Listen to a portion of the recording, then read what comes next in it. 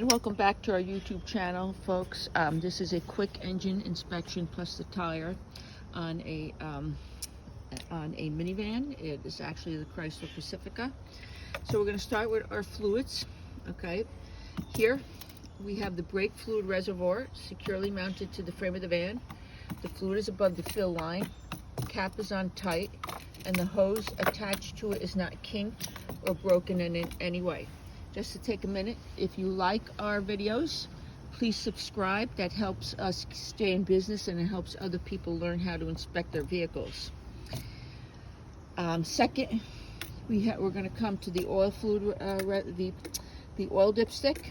Okay, you don't have to actually do the oil check, but you do have to explain to the inspector how to do it. So, and the oil, how to do it, you're going to take it out, wipe it down, put it back in, take it out, check to see if it's above the fill line and if it's clean or not, and then put it back in.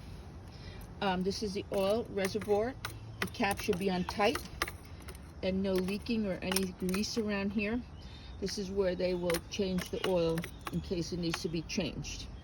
The oil is checked when the minivan is off. This here is the coolant reservoir.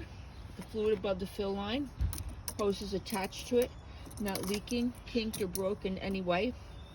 The cap should be on tight. Remember, do not touch the cap or turn it when the engine is hot, otherwise it will explode in your face. And the reservoir securely mounted to the frame of the minivan. And that's basically it for your fluids here. You don't have a transmission fluid or a power steering fluid because that's electric. So let's go to the fluid and air leaks. So anything you expected up above, you got to check down below. I have a stick here, so I'm going to point.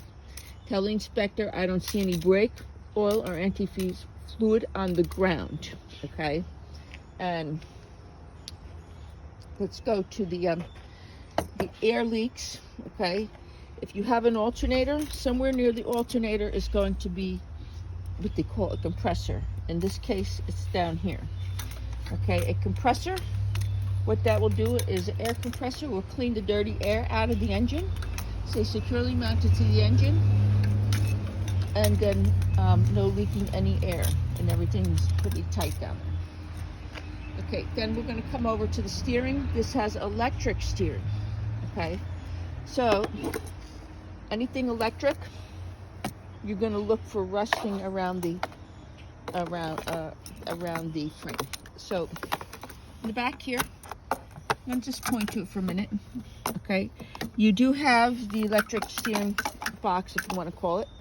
Okay, you want to say that there's no rusting around or corrosion around here, and securely mounted to the frame of the minivan. Okay, and everything is not hanging down here. Okay, so let's continue with the steering. What I'm going to do is actually, before the steering, I want to call out the battery because it's on your checklist. The battery is over here, securely mounted to the frame of the minivan. No rusting. The connections are proper. The hoses are not hanging down or leaking. And as you can see, your connections over here. There's the positive. Okay, and the battery itself secure to the frame of the minivan. So let's continue with the steering. The steering actually continues below the tire. So I'm going to turn the tire. Let me just close up the hood for a minute.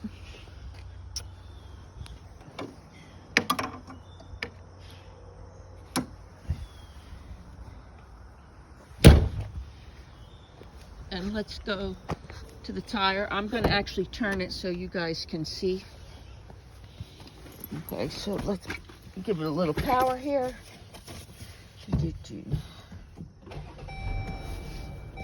Turn your wheel. All right, so that should be good. So on this type of vehicle, you can see the components to the steering behind the tire here. Okay, and I'll try to get as much as possible. Okay, so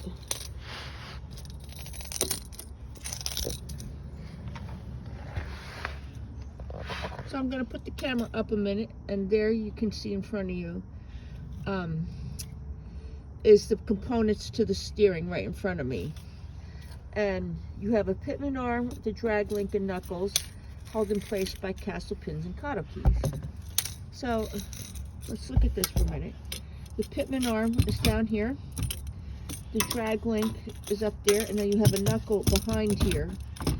Okay, and then you have the castle pins, and then the Kato keys are kind of up there. So the inspector's not going to hover over you to say that. So what you just, to point to the individual part, you just need to say that the pitman arm, drag link, and knuckles are held in place by castle pins and Kato keys. And that will cover you for your steering. So let's go to the tire for a minute. So here, okay, you're going to do your tire wall. Okay, you're going to say there's no cuts or frays on the tire wall. Same thing in the back here and on the back of the tire. Then you're going to go to your air stem valve right here. Make sure it's not leaking any air. It should really have a cap on it to protect it, but the air stem should be 36 psi. Okay, and that's if you check with an air gauge. Okay, the tread depth on the tire, it should be 432. If you took a tread depth gauge up here, this does look like 432. Okay, if it's a little bit flatter, your tires could be bald. Why inspect the tire? Because a good tire, well, if you have a bad tire, basically you can have a flat or whatever and can cause an accident. The rims, okay, the rims in good shape here, not cracked, bent, or broken, or well welded, or any kind of repairs here. If you had a broken rim, a couple things can happen. Your tire can collapse for one, and you won't be able to brake properly. So then go to the lug nuts. Okay, touch each lug nut. Do it with your hand here. The lug nuts are securely mounted to the tire. They're not loose in any way. Okay, they actually protect the oil hub seal, which is behind here. Okay, and if you were to miss a lug nut, I mean, you know, it kind of holds the rim up on too, so you don't really want to be missing the lug nuts. So that's it for the tires and the rims. We're going to go in the back, and then we're going to go to the suspension system for a minute. Again, I'm going to try to point. So you should see a stick, would be the phrase. Okay, let's see if we can get it into focus here. There's the bottom of it. Okay, there's a little coupling here. Gotta do it with the other hand.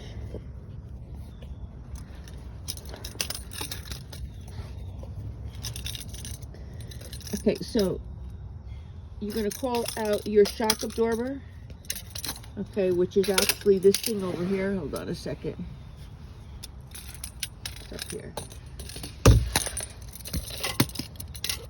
Shock absorber, that's the bottom of it. Securely mounted to the frame of the van, not leaking in any way. The top of the shock absorber, you can't really see it, but it's secure to the van, held in place by a U-bolt. That U-bolt does have to be present. Okay, shock absorbers cannot be leaking. Mechanics tend to grease them a lot. The other thing you got to call out is your air sacs or airbags, if you want to call them. They're over here. There we are. Okay, that's your airbag. Okay, they're kind of spongy things, and if they're broken or in any way, then you won't be able to absorb the impact when you hit something. Then at the top of this thing is what you call 3 coil springs. Okay, and that's up here. These are your coil springs, way up at the top there. Okay, there's a couple of them. They cannot be cracked, bent, or shifted, or broken in any way. They're secured in place by a U-bolt, which you really can't see behind here, and that's what holds them in place. If the coil springs are broken or shifted in some way, the car would probably lean, and it's not really good in case you hit a pothole, because the shock absorbers hold up the car when you're driving. So let's go to the brake lines for a minute. That's the next thing on the checklist. There in the picture, you can see a brake line. Okay, so your brake lines or your brake hoses, right here. Here's my, right in front of the camera. Okay, so here. So a brake line cannot be hanging down or leaking in any way. Okay, one is actually the ABS, the other's brake line. The brake lines go into the back of your tire to the caliper on one side, but then in that case you can see the caliper on the other side. The caliper is this thing right here. Okay, that's your caliper right there. So you can point to this side with your hand or the other side and tell the inspector the caliper is in good condition, not cracked, bent, or broken here. In between the caliper and the rotor is a brake pad. The brake pad should have more than a 1/4 inch thickness. Mechanics tend to grease these a lot, so you want to make sure that there's not too much grease. Okay, and the way you can tell is if your rotor's kind of all greased up. So the rotor here behind it must also be in good shape, not cracked, bent, or broken, or missing any parts. If you have a cracked or broken rotor, you can brake uneven, and then it can cause an accident. So that's the update on the van. If you have any questions, I'll put my number in the link below. And have a good rest of the day.